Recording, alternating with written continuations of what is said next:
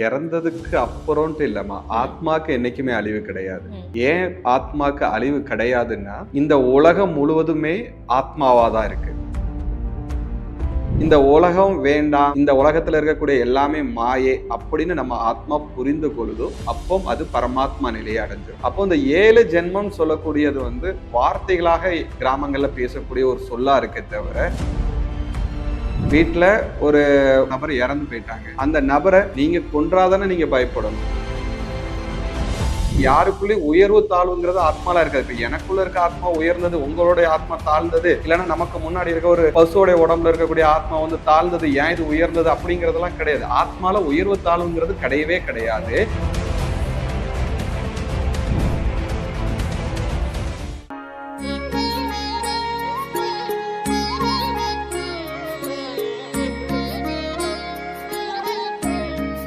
Sri Varahi TV நேயர்கள் எல்லாத்துக்கும் வணக்கம். இன்னைக்கு நம்ம கூட ஒரு ஸ்பெஷல் கெஸ்ட் இருக்காரு, பிரகதீஸ்வரன் சார் தான். வணக்கம் சார். நமோ நாராயணா. ஸோ உங்களை பத்தி நிறைய விஷயங்கள் நான் கேள்விப்பட்டிருக்கேன். ஸோ நீங்க என்ன பண்ணிட்டு இருக்கீங்க சார்? அதாவதுமா, என்னோட பேரு பிரகதீஸ்வர். நான் ஸ்ரீ குருஜி ஆசிரமம் சொல்லிட்டு விழுப்புரத்துல இருந்து 30வது கிலோமீட்டர்ல ஆசிரமம் இருக்கு. 1985 என்னோட குருநாதர் உருவாக்கிய ஆசிரமம். அந்த ஆசிரமத்துல இருக்கம்மா. நான் சாதுக்கான அதாவது என்னன்னா, ஆன்மீகத்துல பிரம்மத்தை நோக்கி பயணம் பண்ணிட்டு இருக்கிறேம்மா. Okay sir. ஸோ நீங்க அப்படி சொல்லும்போது நிறைய விஷயங்கள் உங்கள்ட்ட இருந்து கேட்கணும்னு தோணுச்சு. முக்கியமா நிறைய பேர் சொல்ற ஒரு விஷயம் என்னன்னா, நம்ம இறந்ததுக்கு அப்புறம் நம்மளோட ஆத்மாக்கு அழிவே இல்லை அப்படின்னு சொல்றாங்க. அது உண்மைதானா சார்? அதாவதுமா, இறந்ததுக்கு அப்புறம்ட்டு இல்லம்மா, ஆத்மாக்கு என்னைக்குமே அழிவு கிடையாது. ஏன் ஆத்மாக்கு அழிவு கிடையாதுன்னா, இந்த உலகம் முழுவதுமே ஆத்மாவா தான் இருக்கு. நம்ம கண்களுக்கு தெரியக்கூடிய மலைகள், இல்லைன்னா கண்களுக்கு தெரியக்கூடிய கடல்கள், இதற்கு மூலமாக இருக்கிறதும் ஆத்மா தான். இந்த ஆத்மா இல்லைன்னா இந்த உலகத்துல எந்த பொருளும் இயங்காது. நீங்க நீங்க வளர்க்கக்கூடிய ஆடா இருந்தாலும் சரி, மாடா இருந்தாலும் சரி, யானையா இருந்தாலும் சரி, எல்லா பொருளுக்குள்ளும் மூலமாக இருக்கிறது ஆத்மா தான். சோ ஆத்மா அழிஞ்சிடுச்சுன்னா இந்த உலகமும் இல்லை, நீங்களும் நானும் இல்லை. அப்போ நீங்களும் நானும் இல்லாத இடத்துலயும் ஆத்மா தான் இருக்கும். அப்போ ஆத்மாங்கிறது அழிவு இல்லாதது. அது தொடர்ந்து பயணம் பண்ணிக்கிட்டே இருக்கும். அதற்கு முடிவுங்கிறது அதுக்கு கிடையவே கிடையாதும்மா. சோ நீங்க சொன்னது மாதிரி எனக்கு என்னன்னா, ஆத்மாக்கு நீங்க அழிவே இல்ல அப்படிங்கிற ஒரு விஷயம் சொல்றீங்க. நான் நிறைய பேர் சொல்லி கேள்விப்பட்ட ஒரு விஷயங்கள், நிறைய பேர் சொல்ற விஷயங்கள்னா, நம்மளுக்கு 7 ஜென்மங்கள் மட்டும் தான் இருக்கு. அதுக்கு மேல நம்ம பிறக்க மாட்டோம். நம்ம ஆத்மாக்கு அழிவு கிடைச்சிடும் அப்படின்னு ஒரு விஷயங்கள் சொல்றாங்க. சோ நீங்க சொன்ன ஆத்மாக்கு அழிவே இல்ல அப்படிங்கிறது ஒரு டவுட்டான ஒரு விஷயமாவே இருக்கே சார். அதாவதுமா, 7 ஜென்மங்கிறதே இதுல ஒரு கேள்விக்குறிதாமா. அதாவது என்னன்னா, நம்ம எல்லாருமே பிரம்மத்துல இருந்தோம். பிரம்மன்னா என்னன்னா கடவுள். சோ கடவுள் கூட நம்ம எல்லாருமே இருந்தோம். நம்ம ஆசை வயப்பட்டு கடவுள்ல இருந்து பிரிஞ்சு நம்ம பயணம் செய்ய ஆரம்பிச்சோம். அப்போ கடவுளை பரமாத்மான்ட்டும் நம்மளை ஆத்மான்ட்டும் சொல்லலாம். அப்போ நம்ம அது கூட தான் இருந்தோம்.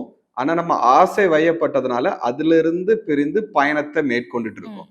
சோ இப்ப இங்க பிரிந்த பிறகுல இருந்து மீண்டும் அந்த பரமாத்மாவோட இணையிற வரைக்கும், அப்போ பரமாத்மாவோட இணைந்தாலும் ஆத்மா இருக்கதான் செய்யும். அப்ப அந்த இணையிற வரைக்கும் இந்த ஆத்மாக்கு யாத்திரைகள்ன்ட்டு இருக்கு.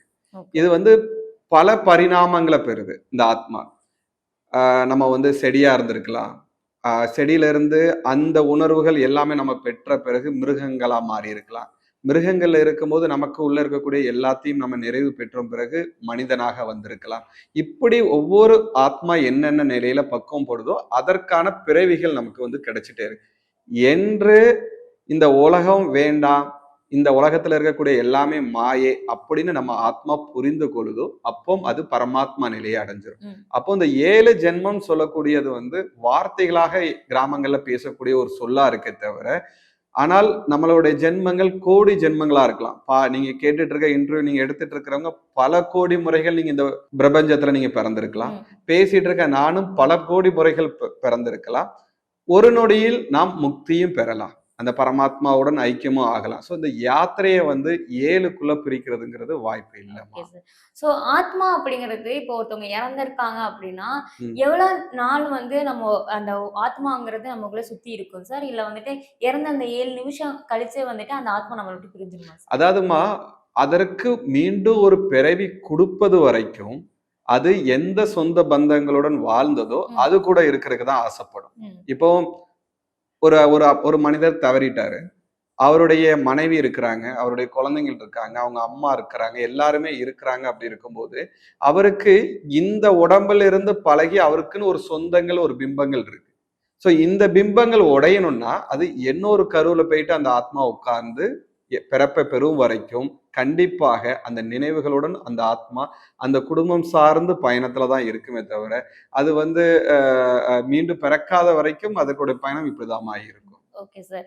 ஆனா வந்துட்டு நான் சில விஷயங்கள் வந்து நான் கேள்விப்பட்டிருக்கேன் சார். ம், 48 நாட்கள் வந்து அந்த ஆத்மா வந்து அந்த குடும்பத்த வந்து சுத்திட்டே இருக்கும். அப்படின்னு ம், சொல்லி ஒரு விஷயத்த நான் கேள்விப்பட்டேன். ம், ஸோ அந்த ஆத்மா நல்ல ஆத்மாவா இருந்துச்சுன்னா, நம்ம குடும்பத்துல இருக்கவங்களுக்கு நல்லது பண்ணும். ம், இதே கெட்ட ஆத்மா ஒரு கோவத்துல இறந்திருக்கு, ஒரு சூசைட் பண்ணி இறக்கும்போது, நம்மளுக்கு கெடுதல் தான் பண்ணும் அப்படின்னு சொல்லி நெறைய பேர் சொல்லி கேள்விப்பட்டிருக்கேன். ம். அப்போ உண்மையாவே ஒரு ஆத்மா அப்படிங்கிறது நல்லது, கெட்டதெல்லாம் பார்த்து தான் நம்ம கூட வருமா சார்? அதாவதுமா, இறந்த பிறகு ஆத்மா உலகம், அதாவது பித்ரு உலகம்னு சொல்லுவாங்க. அந்த பித்ரு உலகத்துல ஆத்மா சஞ்சாரம் செய்வதற்கான சில காலகட்டம் இருக்கு. ம்.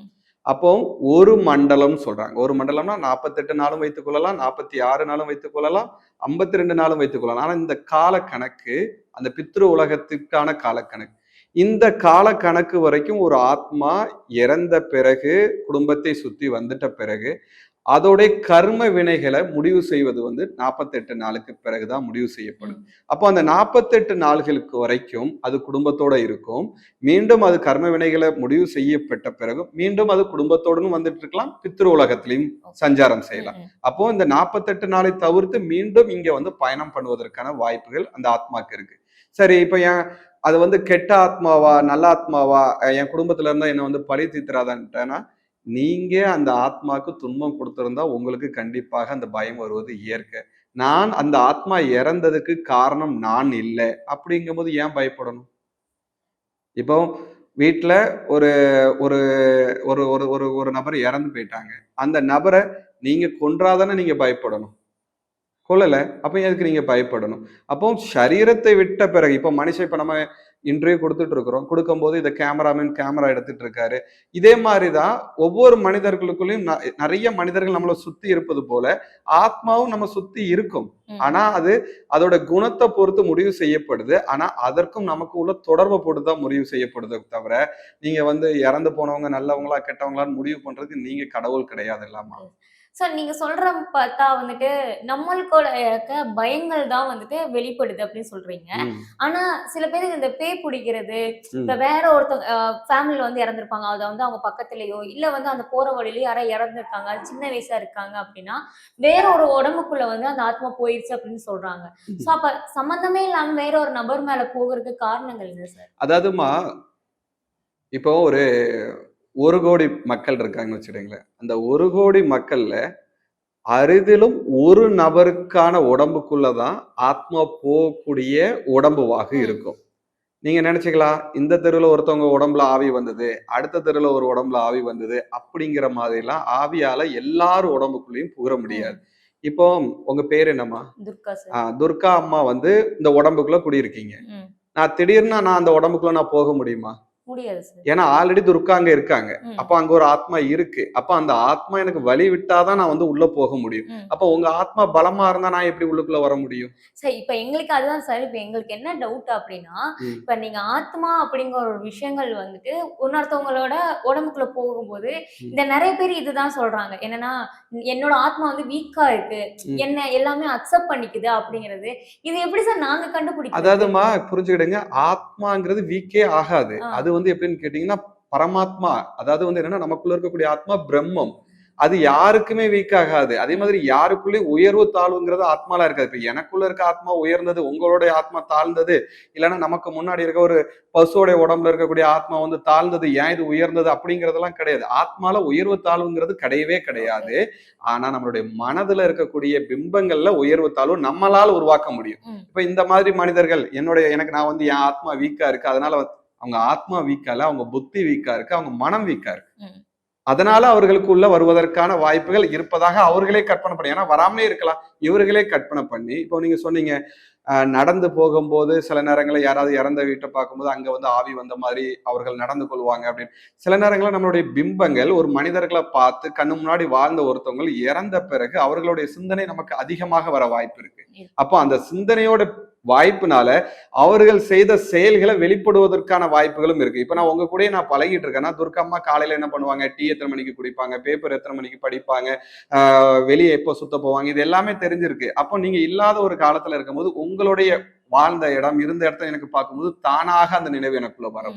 அப்போ என்னுடைய மனம் பலகீனமாக இருக்கும்போது நான் துர்க்காகவா நினைத்து பேசுவதற்கான வாய்ப்புகள் இருக்கு. பெருவாரியான பேர் இப்படிதான் இருக்காங்கம்மா. 99.9 பங்கு இப்படிதான் இருக்கும். ஒரு பங்கு மட்டும் அவர்களுடைய உடல் அமைப்பு மன அமைப்பு காரணமாக இன்னொரு ஆத்மா உள்ள வந்து இருப்பதற்கான வாய்ப்புகள் அமையும். சோ எங்களுக்கு வந்து நிறைய டவுட்டுகள் இதுல இருந்துச்சு. சோ அதெல்லாம் எல்லாமே எங்களுக்கு கிளியர் ஆன மாதிரி ஒரு ஃபீல் ஆயிருக்கு சார். ரொம்ப நன்றி சார். கண்டிப்பாமா.